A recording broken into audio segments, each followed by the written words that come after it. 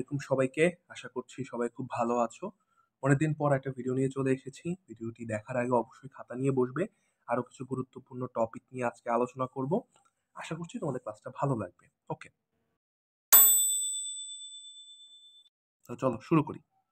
আচ্ছা, খেয়াল করো এখানে আমরা সীমান্তবর্তী বা সীমান্ত নিয়ে আসলে একটু আলোচনা করতে হবে, কারণ তুমি ইতিমধ্যে জানো যে মেডিকেলে অবভিয়াসলি এখন একটা ইন্টারন্যাশনাল টপিক থাকবে, তাই না? তো এখন আহ, তোমার সীমান্তবর্তী যে ঘটনাগুলো ঘটছে বা সীমান্তবর্তী যেই ধারণাগুলো তোমার রাখতে হবে সেগুলো কিন্তু খুব গুরুত্বপূর্ণ, তাই না? কারণ তোমরা ইতিমধ্যে জানো যে একদম চট্টগ্রামের পাশে যেটা রাখাইন, যেটা আরাকানের রাখাইনে আরাকান আর্মি, তারা সশস্ত্র বাহিনী, যেটা মোটামুটি প্রায় স্বাধীনের পথে কিন্তু তারা, তাই না? মোটামুটি অনেকটুকু অংশ কিন্তু তারা দখল করে নিছে আরাকান আর্মি।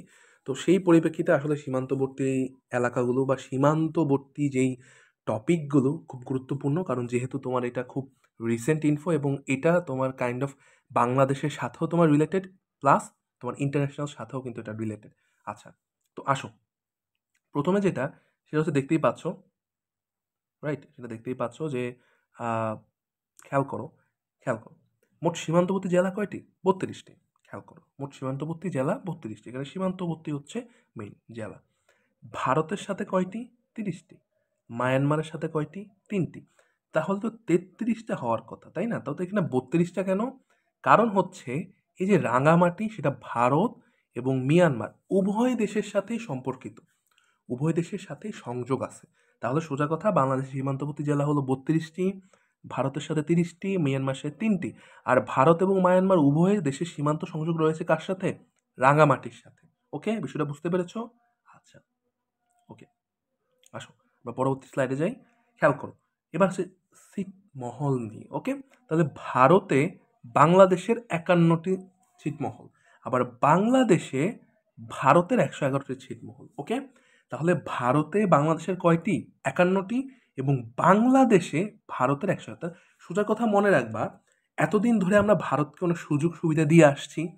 সুযোগ সুবিধা 15 বছর ধরে খুব বেশি দেওয়া হয়েছে, যার কারণে মানে এটা জাস্ট মনে রাখার জন্য, এটার সাথে এটা কোনো কানেকশন নাই, এটা জাস্ট মনে রাখার জন্য যে ভাং ভাং বাংলাদেশে ভারতের 111টি ছিটমহল, কিন্তু ভারতে বাংলাদেশের মাত্র 51টি।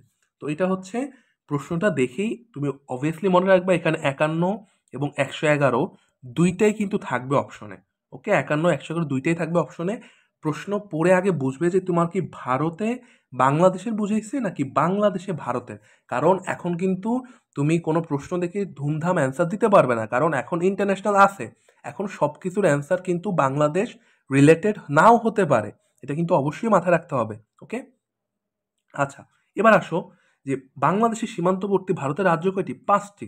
খেয়াল করো, এই যে যেটা আছে এটা খুব সহজে মনে রাখতে পারবা। এটা কিভাবে মনে রাখতে পারে জানো? এটা হচ্ছে এই যে আমিত্রি। খেয়াল করো, আমিত্রি, আ দিয়ে কি? আ দিয়ে হচ্ছে আসাম, মি দিয়ে কি? মিজোরাম, ত্রি দিয়ে কি? ত্রিপুরা। আমিত্রি পশ্চিমে মেঘ দেখে। তাহলে আমিত্রির আ দিয়ে আসাম, মিত্রির মি দিয়ে মিজোরাম, ত্রি দিয়ে ত্রিপুরা, আমিত্রি পশ্চিমে, পশ্চিম দিয়ে পশ্চিমবঙ্গ, মেঘ দিয়ে মেঘালয়। তাহলে কি? আমিত্রি পশ্চিমে মেঘ দেখে। যদি প্রশ্ন আসে যে বাংলাদেশের সীমান্তবর্তী ভারতের রাজ্য নয় কোনটি, তখন তুমি কিভাবে বলতে পারবা যে আমিত্রি পশ্চিমে মেঘ দেখে?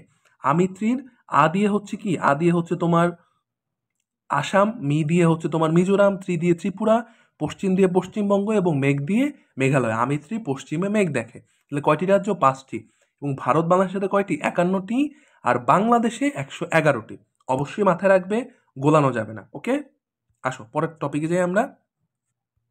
দেখতেই পাচ্ছ এখানে বাংলাদেশের যে ছিটমহলগুলো আছে, এখানে সবচেয়ে বেশি কোথায়? লালমনিরহাটে। কয়টি? 59টি। তারপর পঞ্চগড়, তারপর কুড়িগ্রাম, তারপর নীলফামারী। প্রশ্নে আসতেই পারে যে বাংলাদেশে কোন জেলায় সবচেয়ে বেশি, কোন জেলা বেষ্টিত ছিটমহল বেশি? সেটা কি? লালমনিরহাট। আর সবচেয়ে কম কি? নীলফামারী। মনে রেখে দাও, কারণ প্রশ্নে যেহেতু একটু বৈচিত্র্য আসবে, আমাদের গদবাঁধা নিয়মে পড়লে হবে না। ওকে, দেখতেই পাচ্ছ কি লালমনিরহাটে কয়টি? 59টি, পঞ্চগড়ে 36টি, কুড়িগ্রামে 12টি এবং নীলফামারী 4টি। তাহলে সর্বোচ্চ হচ্ছে লালমনিরহাট এবং সর্বনিম্ন হচ্ছে কি? নীলফামারীতে। কয়টি? 4টি। ওকে, আচ্ছা, এবার আসো যে এখানে ভারতে অবস্থিত দহগ্রাম এবং আঙ্গরপোতা ছিটমহল বাংলাদেশের লালমনিরহাট জেলায়। এটা খুব বেশি আসে, অনেক সময় অনেক পরীক্ষায় আসছে। তো লালমনিরহাট জেলা কি দহগ্রাম এবং আঙ্গরপোতা ছিটমহল, এটা কি ভারতে অবস্থিত। জাস্ট কোন জেলার অন্তর্ভুক্ত? লালমনিরহাট। আর সবচেয়ে বেশি জেলা কোনটা? সেটাও কিন্তু লালমনিরহাট, 59টি। বুঝতে পারছো বিষয়টা? আর সবচেয়ে কম নীলফামারী, 4টি। সেইমভাবে তোমার সেইমভাবে তোমার কোথায় দহগ্রাম এবং আঙ্গরপোতা ছিটমহল কোথায়? লালমনিরহাট জেলার অন্তর্ভুক্ত। ওকে, বিষয়টা বুঝতে পারছো? আসো পরবর্তীতে আসি। খেয়াল করো, এটা খুবই গুরুত্বপূর্ণ, গোলানো যাবে না। এখানে তুমি স্বাধীনতা দুইটা সেম, পার্থক্যটা কোথায়? খেয়াল করো, খুব ভালোভাবে খেয়াল করবা।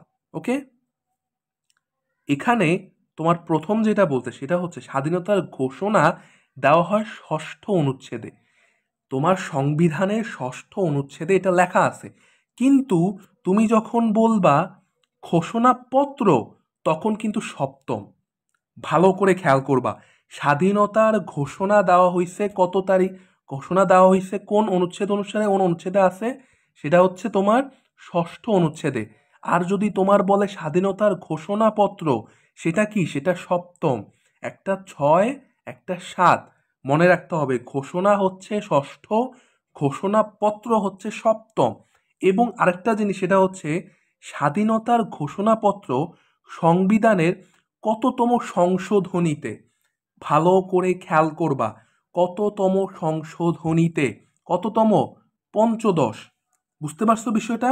তাহলে কততম সংশোধনীতে এটা ইনক্লুডেড আছে? সেটা কোথায়? সেটা হচ্ছে তোমার 15-এ। বুঝতে পারছো বিষয়টা? এটা কিন্তু অবশ্যই তোমাকে মাথায় রাখতে হবে, কারণ তোমাকে অনেকভাবে ট্রাই করবে যাতে তুমি নার্ভাস হয়ে পড়ো, তোমার মধ্যে একটা মানে কি বলে এটাকে, সন্দেহ চলে আসে। এটা কিন্তু তোমার মাথায় রাখতে হবে। ওকে, বিষয়টা বুঝতে পারছো? আচ্ছা, খেয়াল করো তাহলে, যদি তোমার ইনকেস কখনো যদি আসে, এখানে আমি লিখি নাই, যদি কখনো তোমার আসে যে কততে, সেটা হচ্ছে 7ম অনুচ্ছেদের খ। ওকে, 7ম অনুচ্ছেদের খতে। ওকে, বুঝতে পারছো? আচ্ছা, এদিকে আসো, এবার আসো, খেয়াল করো বাংলাদেশের সংবিধানে প্রথম সংশোধনী, খেয়াল করো কত? 1973 সালে। ওকে, প্রথম সংশোধনী কত? 1973 সালে। এবং এখন পর্যন্ত কতবার? 17বার। আর স্বাধীনতার ঘোষণাপত্রটা কততম ইয়াতে? 15। বুঝতে পারছো বিষয়টা? আর ঘোষণাপত্র কি কততম অনুচ্ছেদ? 7ম। আর ঘোষণা হচ্ছে 6ষ্ঠ। বুঝতে পারছো? আসো, এখানে কতবার হয়েছে? 17বার হয়েছে। 1973 সালে প্রথমবার হয়েছে। এবং সর্বশেষ মানে 17তম যেটা, সেটা হচ্ছে কোথায়?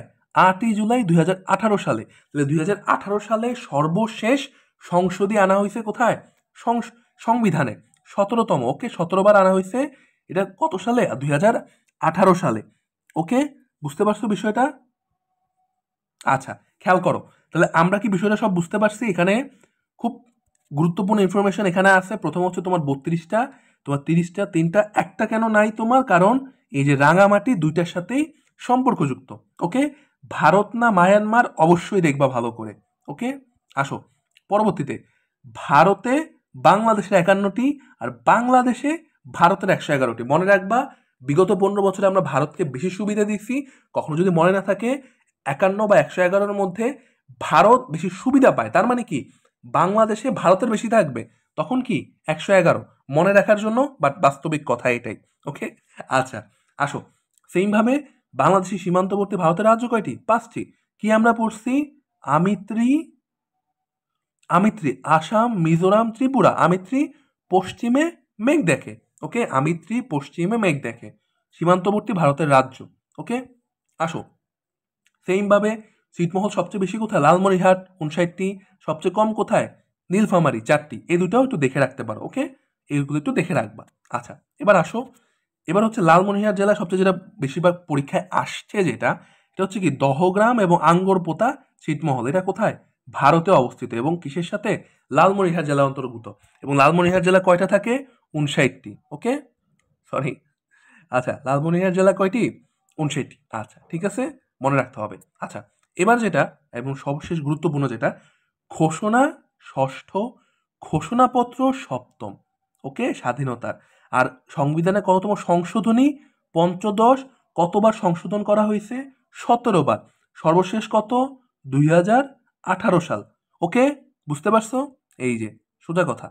তাহলে কোথায়? এই যে 1973 সালে প্রথমবার, 17বার সংশোধনী হয়েছে, আর 17তম সংশোধনী কোথায়? 8ই জুলাই 2018 সাল। আশা করছি তোমরা বিষয়টা বুঝতে পারছো। যদি না বুঝে থাকো আবার দেখবে ভিডিওটা, অবশ্যই ভিডিওতে যেই কথাগুলো বলেছি এগুলো অবশ্যই তোমরা নোট করে রাখবে এবং আগের ভিডিওগুলো আছে ওগুলোও দেখে নেবে। ওকে, সবার জন্য অনেক অনেক শুভকামনা রইল। সবাই ভালো থাকবে, সবাই সুস্থ থাকবে।